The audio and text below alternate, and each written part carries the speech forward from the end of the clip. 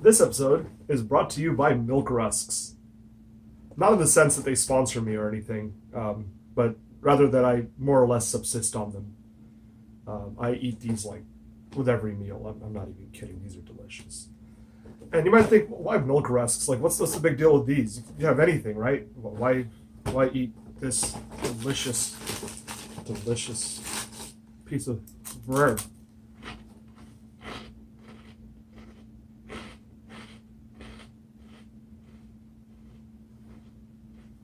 Well, the thing is, I'm Indian, and our food is spicy, right? And you might think, oh, well, they're used to it. I go, no. I mean, like, sort of, yes. But, see, I've been Indian for like 30 years, and it's still spicy. It just means that we can handle it better. It doesn't mean that it's pleasant. And my parents are diabetic, and so they can't have sweets around the house. So normally, you'd eat something spicy and then have a little like sweet dessert or something that kind of cancels it out, and you can't really do that. So these are the next best thing. Surprisingly low in carbs.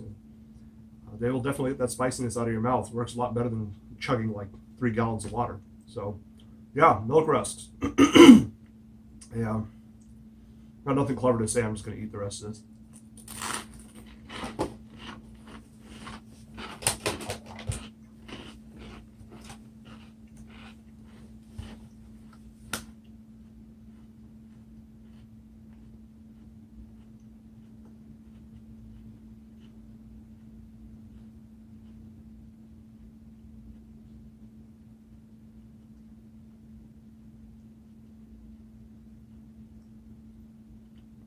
Let's talk about Nerf.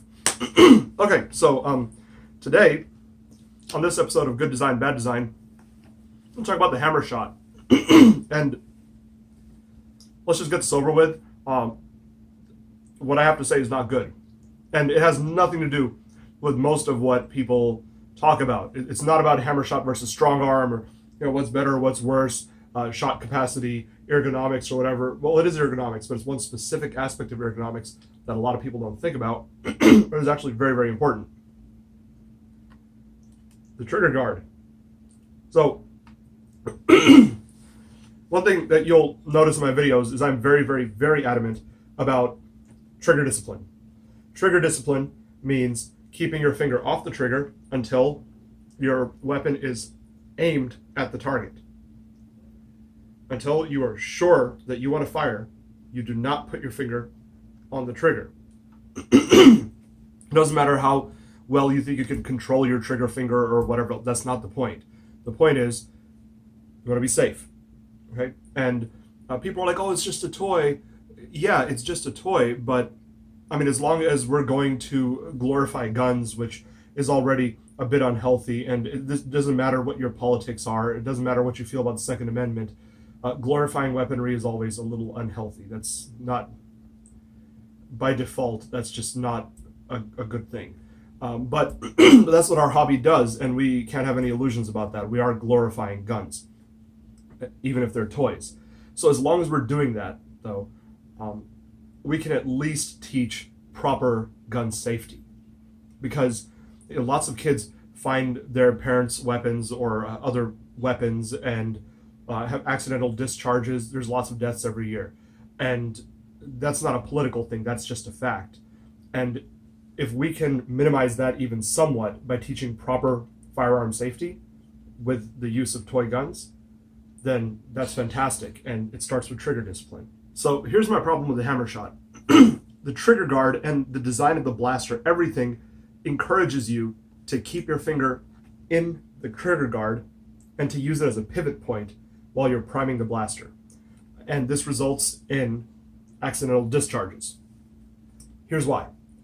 Okay, so if I've got my hands comfortably on the grip right here, my finger finds this little area pretty easily, right? But you see how it's flared back here? It's thin down here, but up here, it's kind of flared out.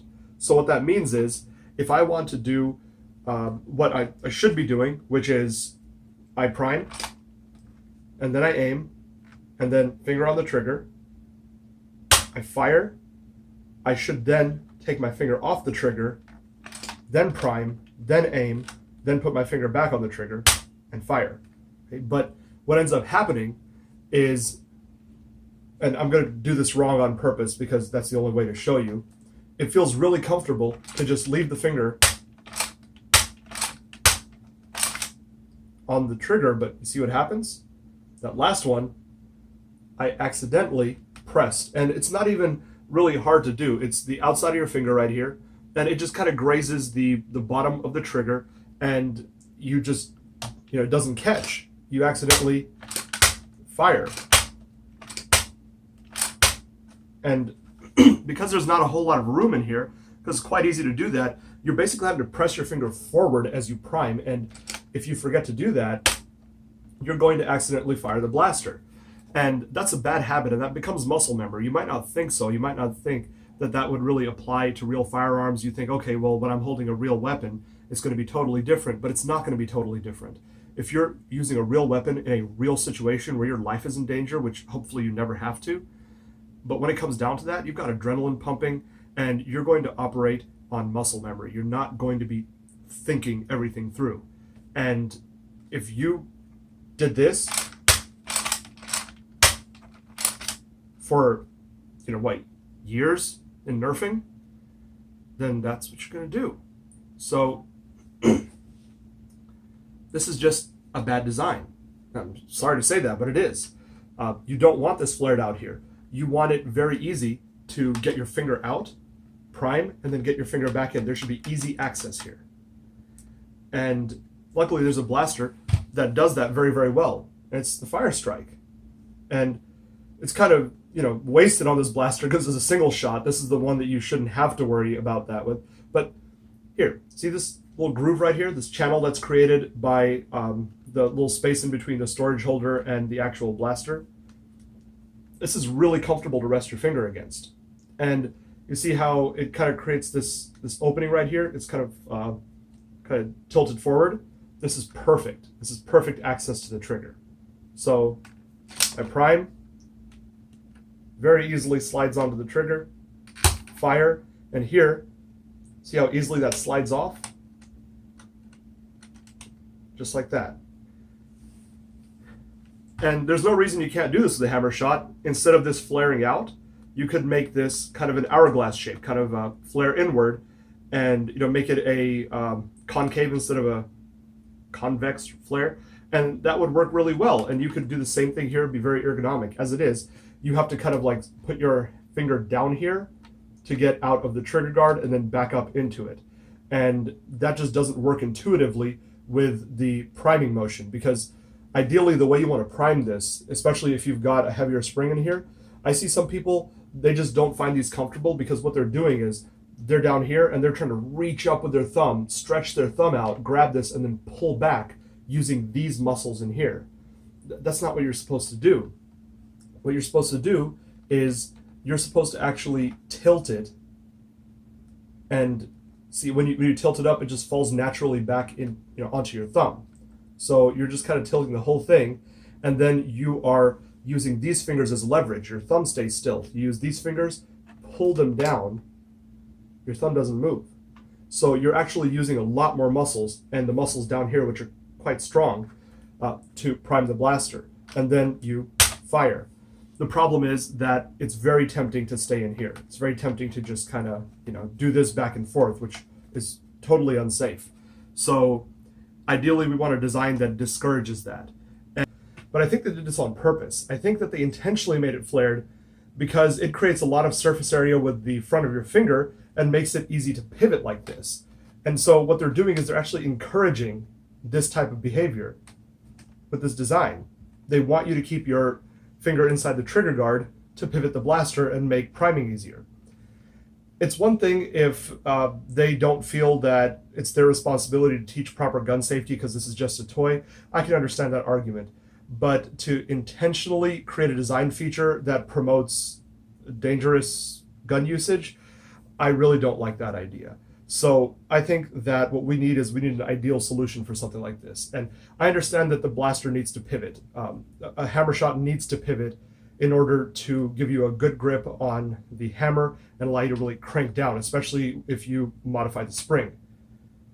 So if you don't want to use the trigger guard for it, what you need is a secondary pivot point. So for that, let's take a look at the Fair Fortune. You notice that you've got two triggers down here. God, I haven't used this one in so long. It's got dust building up on the inside of the, as much as I want to love stringers, Nerf stringers are trash. This first generation of Nerf stringers, I can't recommend any of them. Great potential, terrible execution, which is why this one has been gathering dust. But one nice thing about it, right here, see this? I can pivot the blaster without putting my hand inside the trigger guard, and that's very important. Now, because of how far down on the grip this secondary pivot point is, it doesn't really work for the purposes of a hammer primed blaster. It wouldn't be able to do that properly. But it could very easily be modified or accommodated to this design right here. Wouldn't be a problem, really.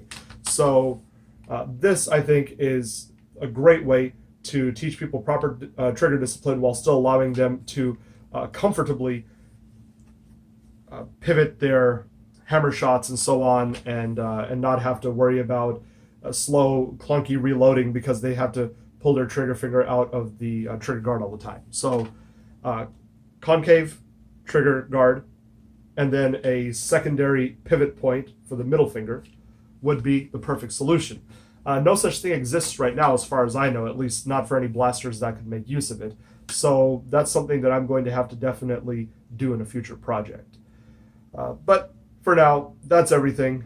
Hope you all enjoyed. Also, milk rusks.